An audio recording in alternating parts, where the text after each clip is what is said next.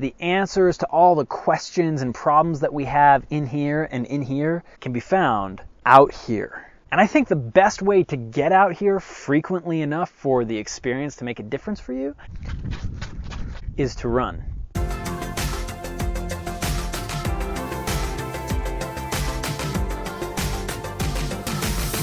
So I'm going to give you 5 running hacks to make you look and feel like a pro. And these 5 hacks that I'm about to share with you are not only going to make you a better runner, but immediately they'll make you look and feel way more legit. Now, you may be asking yourself, well, what does this guy know about running? What qualifies him for giving these 5 running hacks? Well, let me tell you. While I might not be the fastest runner in the world, in college I only ran a 4:12 mile, which in college isn't even fast enough to place. But that's not really what I think makes a great runner. I think the greatest runner in the world is the person who can find the most enjoyment out of running over the longest stretch of time. How fast I was in college isn't actually the thing that I pride myself on the most. The thing that I pride myself on the most is the fact that I started running in 7th grade.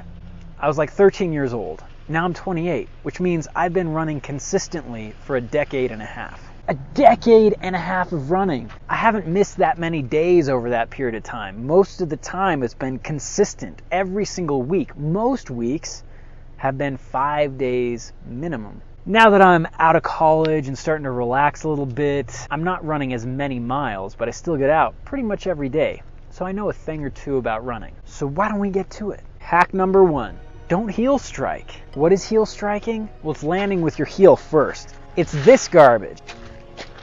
You should be landing on the balls of your feet. And if you want a good example of what this should look like, look at toddlers. If you watch a toddler run, they're always running around like this.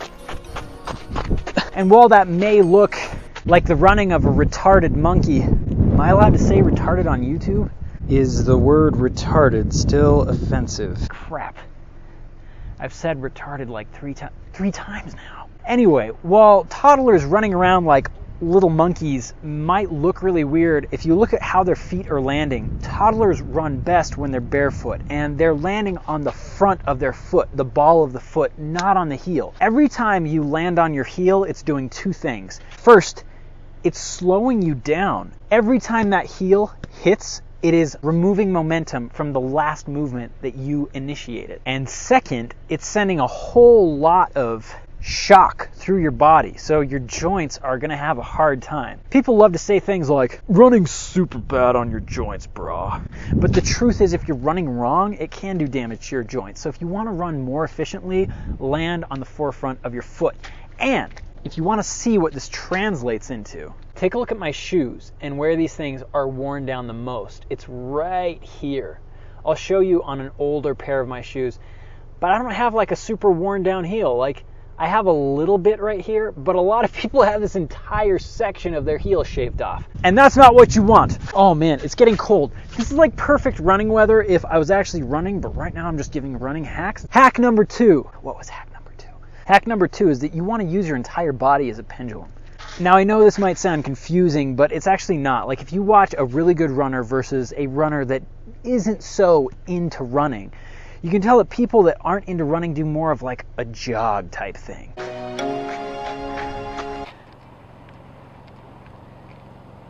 A mosquito just landed on me. It's freezing right now. I don't understand.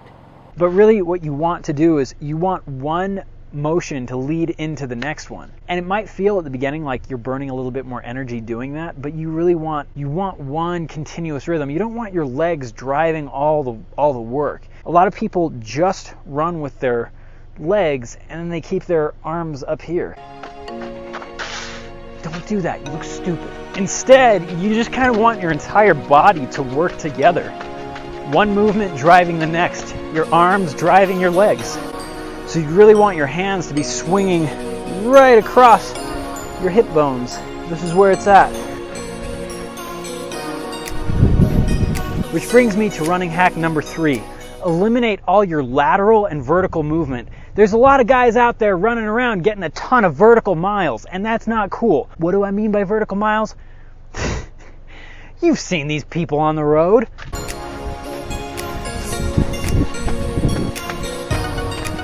I know you know what I'm talking about. Don't do that. It looks silly. It's super inefficient. There's only one really good way to run, one really good form that will keep you from getting injured, because all the people are like, your joints are all going to be destroyed by the time you're 30. Guess what? I'm almost 30 and I feel great. I feel way better than a lot of my friends look. But having screwed up form, getting lateral or vertical miles, that's not cool. Don't do that. The only direction you want to be moving is forward. And I see all sorts of weird form. Like, try to pay attention to whether or not you have one arm swinging further than the other, or else you get this really weird thing that I call the rope puller. People go running around, it looks like they're pulling a rope. Hack number 4. Running is a lot of fun, and one of the things that I love about it is how clear your mind gets while you're running. And I think one of the reasons that your mind clears up the way that it does is because your body and your mind know that running is hard. So when you go out and you start your run, your mind's like, screw this, I'm out of here, and it checks out. There's a small detachment of your mind from your body.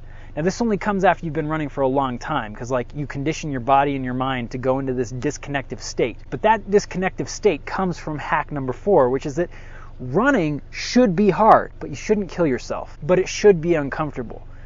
If you're dying, you're running too fast. Start slow, that's fine. But it shouldn't be comfortable either. I can't remember the last time that I went on a run where I was comfortable. There's really no such thing as an easy run. At least I don't think there should be, unless you're just going out to chill and check out the mountains. But if you're trying to become a better runner, push yourself, but don't kill yourself. Hack number 5, I think I'm going to do on my iPhone with the Rode mic that I got to test that out. So, hack number 5 is... Hack number 5 is have a freaking blast. I think that being a great runner isn't about being fast. It's about where it'll take you. And I'm not talking about all of this. I'm talking about where it'll take you in here. So there are countless adventures to be had. There's your 5 hacks for how to be a better runner. This channel of mine is starting to evolve, and one thing that I know is running is going to be a big part of it. Not running itself, but where running takes me. And I'm going to take you guys with me all over the place. And of course, I'm going to be doing a bunch of awesome fun stuff with Erica and Miles, like Topaz Mountain the other day. If you haven't checked that video out, you totally should. This was a lot of fun. I feel like I can be myself more after I've gone on a run. And I'm going to try to be myself more on YouTube. It's like a really weird thing. I get really nervous in front of the camera, even though it's just me out here. So, as they say, smash that subscribe button, leave a comment, like this video, and just bear with me during these early stages of my channel as I'm still like trying to settle into like a really good rhythm and subject matter. I'm getting closer and closer. And I think that part of getting there is just doing a video every day. So we'll see you guys. Boop, boop, boop, boop, boop, boop.